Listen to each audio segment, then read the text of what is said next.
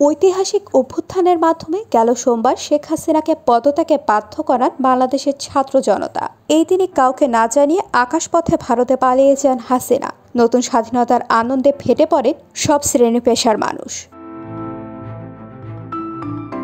কিন্তু সাধারণ বাংলাদেশিদের এই অর্জনকে নানাভাবে প্রশ্নবিদ্ধ করতে চাইছে প্রতিবেশী দেশ ভারতের গণমাধ্যম, পিছিয়ে নিয়ে যোগাযোগের মাধ্যমের বিভিন্ন ভেরিফাইড পেজও। ভারতীয় গণমাধ্যম দ্য ইকোনমিক টাইমস এক প্রতিবেদনে বাংলাদেশের ছাত্র বিক্ষোভের পেছনে পাকিস্তানের গোয়েন্দা সংস্থা আইএসআই এবং চীনের হাত ছিল কিনা তা নিয়ে প্রশ্ন তুলেছে।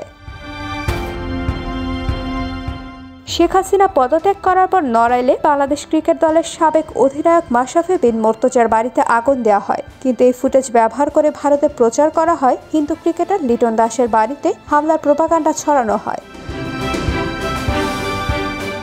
এছাড়াও দেশটির সামাজিক যোগাযোগ মাধ্যমের বিভিন্ন ভেরিফাইড পেজ থেকেও চালানো হচ্ছে নানা অপপ্রচার। কফি শপকে মন্দির বানিয়ে ছাত্রলীগের নির্যাতনের বিরুদ্ধে প্রতিবাদকে হিন্দু ছাত্রীর উপর অত্যাচারের ছবি হিসেবে চালানো হচ্ছে।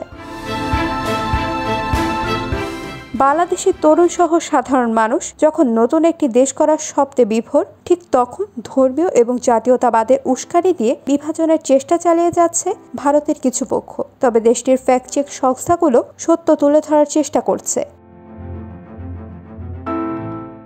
IBTV USA news desk.